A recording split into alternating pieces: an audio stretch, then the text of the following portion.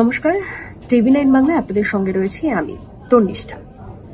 আচ্ছা, লোকসভা ভোটের ফলাফল বেরিয়েছে, তারপর থেকে অনেকগুলো বিষয় নিয়ে আলোচনা হচ্ছে। আমরা একটু বঙ্গ বিজেপির দিকেই নজর রাখি, কারণ বঙ্গ বিজেপির অন্দরে বেশ কিছু ক্ষোভ এবং সেই ক্ষোভের বহিঃপ্রকাশও হচ্ছে একে একে। সেটা একদম শুরু হয়েছিল দিলীপ ঘোষকে দিয়ে। হ্যাঁ, আজকের এখনের টপিকটা দিলীপ ঘোষকে নিয়ে, তবে আপনাদেরকে মনে করিয়ে দিতে চাইবো যে শুধুমাত্র দিলীপ ঘোষই কিন্তু না, লকেট চট্টোপাধ্যায় যিনি হুগলিতে পরাজিত হয়েছেন, কার কাছে? রচনা ব্যানার্জির কাছে, যিনি আত্মবিশ্বাসী ছিলেন যে তিনি জিতবেন, মানে লকেট চট্টোপাধ্যায়ের কথা বলছি, তিনি বেশ আত্মবিশ্বাসী ছিলেন যে তিনি এবারে জয়ী হয়ে আসবেন, কিন্তু সেটা হয়নি, তিনি পরাজিত হয়েছেন সেখানে। এবং তারপরে তাকেও বলতে শোনা গেছিল যে কর্মীদের কথা শুনতে হবে, কর্মীদের কথাটা শোনা ভীষণভাবে গুরুত্বপূর্ণ বলে তিনি মন্তব্য করেছেন, আমরা শুনেছি। অর্থাৎ একে একে বেশ কিছু বিজেপি যারা প্রার্থী হয়েছিলেন, যারা জয়ী হতে পারেননি, তাদের মধ্যে বেশ কিছু ক্ষোভের বহিঃপ্রকাশ আমরা দেখতে পেয়েছি। দিলীপ ঘোষকে দিয়ে শুরু করেছিলাম। দিলীপ ঘোষ তিনি নিজে, মানে ভোটের রেজাল্ট আউটের পর থেকে বেশ কিছু মন্তব্য করেছেন, যেমন ধরুন কাঠিবাজি মন্তব্য তিনি করেছেন, নিশ্চয়ই আপনাদের মনে আছে।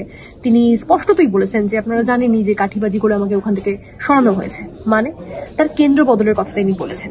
যেখানে তার সংগঠন মজবুত ছিল, মানে মেদিনীপুরে যেখানে তিনি জিতেছিলেন, যেখান থেকে তার সংগঠন তৈরি ছিল, মজবুত ছিল, সেখান থেকে তাকে সরিয়ে বর্ধমান দুর্গাপুরের প্রার্থী করা হয় এবং সেখানে তিনি কীর্তি আজাদের বিরুদ্ধে হারেন এবং ব্যবধানটাও অনেকটাই বেশি ছিল।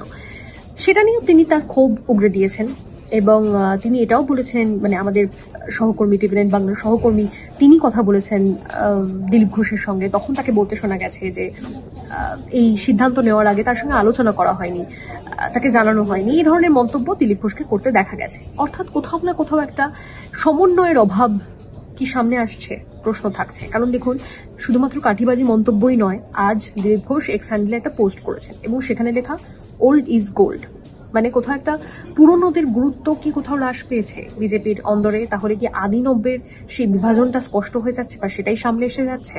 আর সে কারণেই 18 থেকে সোজা কমে 12, যেখানে টার্গেট ফিক্সড করে দিয়ে গেছিলেন কেন্দ্র থেকে, যখন মানে একদম দলের শীর্ষ নেতারা যখন এসেছেন বারবার করে, সেটা অমিত শাহ হোক, সেটা জেপি নাড্ডা হোক, তাদেরকে বারবার করে বলতে শোনা গেছে 30টা আসন, প্রথমে 35 আসন থাকলেও 30 আসনের টার্গেট তারা বেঁধেছিলেন।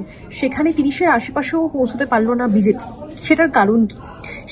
এই কারণ নিয়ে যখন মানে আমরা যখন কথা বলতে গেছি, মানে টিভি9 বাংলা যখন দিলীপ ঘোষের সঙ্গে কথা বলেছেন, তখন কিন্তু তিনি বারবার করে এই কথাগুলোই বলেছেন এবং ওল্ড ইজ গোল্ড, মানে আরও একবার এই বিতর্ক তিনি উস্কে দিলেন যে কোথাও না কোথাও একটা দলের যারা পুরনো কর্মীরা রয়েছেন বা দলের যারা পুরনোরা রয়েছেন, তাদেরকে হয়তো গুরুত্ব দেওয়াটা উচিত বা তাদের সঙ্গে আলোচনাটা প্রয়োজন। কারণ দেখুন, বিজেপির রাজ্য সভাপতি একসময় ছিলেন দিলীপ ঘোষও।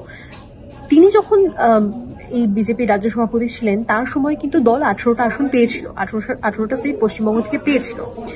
সেখানে 18 থেকে কমে 12 সিটের যে হ্রাস হয়েছে, সেটা অনেকটাই কমেছে। ফলে কীর্তি আজাদের কাছ থেকে এতটা ব্যবধানে হারার পর থেকে তাকে ধরে রাখা যাচ্ছে না বলা যেতে পারে দিলীপ ঘোষকে।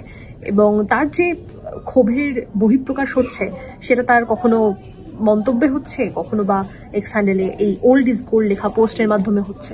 কিন্তু কোথাও একটা ক্ষোভ রয়েছে, অসন্তোষ রয়েছে, সেটা তো ভীষণভাবে স্পষ্ট। আর বিভাজনটাও হয়তো আদি নব্যের বিভাজনটাও বারবার করে সামনে আসছে বা স্পষ্ট হয়ে যাচ্ছে।